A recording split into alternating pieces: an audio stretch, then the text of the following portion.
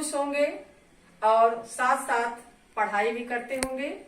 बच्चों, आप लोग तो मुझे पहचानती ही होंगी।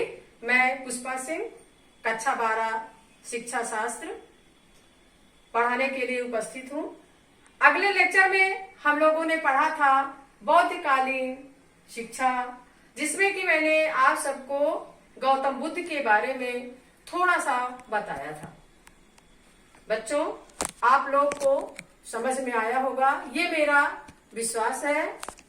और फिर आज हम लोग बौद्धकालीन शिक्षा का उद्देश्य पढ़ेंगे कि उसका क्या उद्देश्य था। प्यारे बच्चों, बौद्धकालीन शिक्षा ज्ञान और कर्म को अधिक महत्व देता है। बौद्धकालीन शिक्षा ज्ञान और कर्म में ज्ञान मुख्य था। शुद्ध आचरण द्वारा कोई भी व्यक्ति मोक्ष की प्राप्ति कर सकता था। कर्म के द्वारा व्यक्ति अपने भविष्य का निर्माण कर सकता है। बौद्धकालीन शिक्षा में पुनर्जन्म पर विश्वास नहीं किया जाता था और बौद्धकालीन शिक्षा जातिवादियों की विरोधी थी। बौद्ध काल में सभी व्यक्ति को ईश्वर की संतान माना जाता था। ऊंच नीच का कोई भी भेदभाव नहीं था।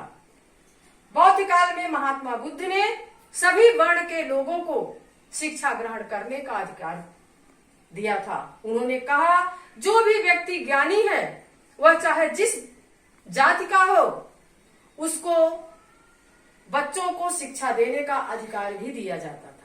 और जबकि प्राचीन काल में ऐसा नहीं था। प्राचीन काल में केवल ब्राह्मण वर्ण के लोग ही शिक्षा देते थे। तो अब हम आगे पढ़ते हैं बौद्धकालीन शिक्षा के उद्देश्य। उसका मुख्य उद्देश्य क्या था? महात्मा बुद्ध ने बौद्धकालीन शिक्षा का सबसे पहला उद्देश्य बताया है चरित्र निर्माण। बच्चों, आप लोग वैदिक काल में भी उत्तम चरित्र के बारे में पढ़ा है। उसी प्रकार से बौद्ध काल की शिक्षा में भी छात्रों का जीवन सदाचारी होना चाहिए, सात्विक होना चाहिए और सात्विकता को धारण करते हुए छात्र अपना जीवन अच्छे से व्यतीत कर सके और विकास कर सके तथा शुद्ध चरित्र का निर्माण कर सके। दूसरी पॉइंट है बच्चों, व्यक्तित्व का विकास। बौद्धकालीन शिक्षा में छात्रों के व्यक्तित्व के विकास पर विशेष ध्यान दिया गया। छात्रों को आत्मज्ञान, आत्मानुशासन के योग्य बनाया जाता था, जिससे वे अपने आने वाले भविष्य को बेहतर बना सकें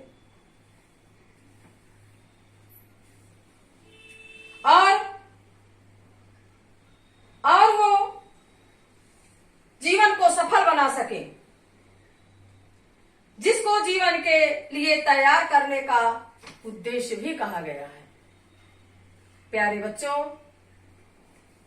व्यक्ति के जीवन में व्यक्ति को अच्छे ढंग से जीवन व्यतीत करने के लिए उसका व्यक्तित्व बहुत ही अच्छा और निखरा हुआ होना चाहिए। जीते तो सभी व्यक्ति हैं, लेकिन हम किसी किसी के व्यक्तित्व को देखकर क्यों उसकी सराहना करते हैं? तो महात्मा बुद्ध ने यही बताया कि हम जब छात्रों को उनके छात्र जीवन में ही उसी प्रकार की शिक्षा देंगे, तभी उनका जीवन आगे चलकर सफल होगा। अगली पॉइंट है बच्चों, निर्वाण प्राप्ति में सहायक। इस काल की शिक्षा का उद्देश्य धार्मिक भावना का विकास करना तथा शिक्षा द्वारा ज्ञान प्राप्त कर निर्वाण की प्राप्ति करना था। यानी कि ईश्वर की प्राप्ति करना या मोक्ष की प्राप्ति करना इस धर्म का भी मुख्य उद्देश्य था।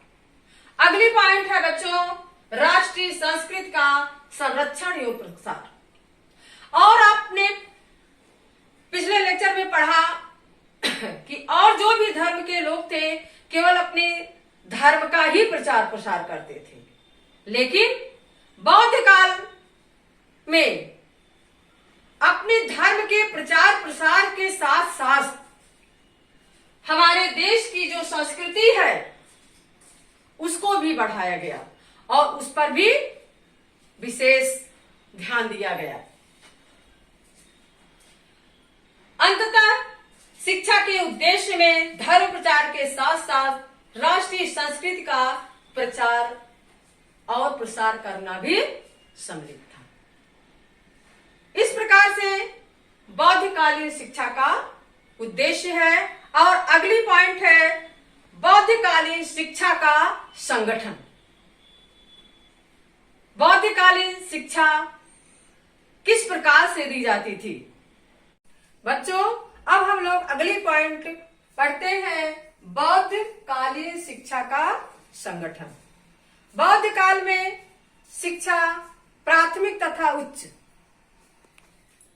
दो प्रकार से दी जाती थी, जिसमें धर्म प्रचारकों के लिए मठ, संघ तथा संगठन की व्यवस्था की गई थी।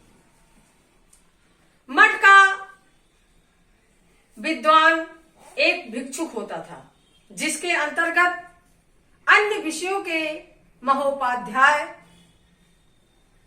शिक्षा देते थे। उस समय शिक्षा निःशुल्क थी, लेकिन उच्च शिक्षा में बच्चों से आवास और भोजन के लिए शुल्क लिया जाता था। लेकिन जो बच्चे गरीब थे, निर्धन थे, उनको निःशुल्क शिक्षा दी जाती थी। उसके बदले में उनसे शारीरिक कार्य करवाया जाता था। शिक्षा सभी वर्णों के लिए थी, चाहे जिस वर्ण का व्यक्ति शिक्षा ग्रहण करता था, और विद्वान व्यक्ति एक शिक्षक भी बनता था। उस समय शिक्षा केंद्र को मठ और विहार कहते थे।